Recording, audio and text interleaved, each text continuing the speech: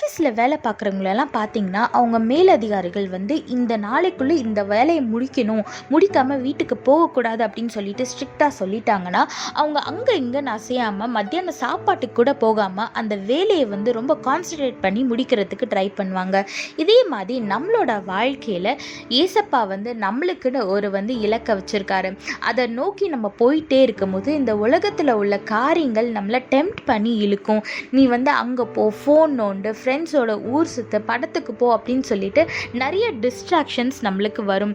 ஆனால் அதெல்லாம் நம்ம வெறுத்து ஒதுக்கிட்டு ஏசப்பாவையும் அவருடைய வார்த்தையும் நம்ம பின்பற்றும் போது நம்ம ஏசப்பா நம்மளுக்கிட்ட வச்சிருக்க இடத்துக்கும் நம்ம கரெக்டாக போய் சேருவோம். நம்மளோட வாழ்க்கை ஆசீர்வாதமாகவும் இருக்கும்.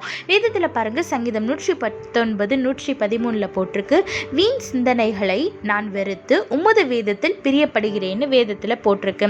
ஆமாங்க, இதே மாதிரி வீணான காரியத்தை நம்ம வெறுத்து ஒதுக்கிட்டு ஏசப்பா வேதத்தில் பிரியமாக இருந்து ஆசீர்வாதமான வாழ்க்கையை வாழ்வோம். கர்த்தர் உங்களோடு கூட இருந்து உங்களை ஆசீர்வதித்து பாதுகாத்து வழி நடத்துவாராக. ஆமேன்.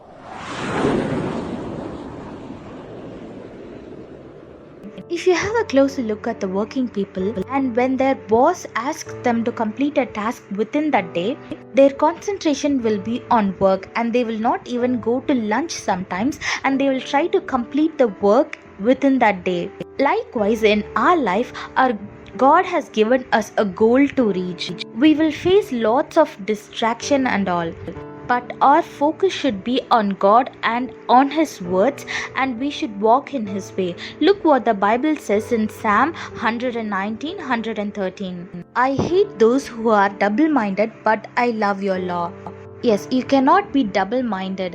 You cannot please the worldly people and God at the same time. So focus on God and on His words and live a blessed life. God bless you all. Have a blessed day. Amen.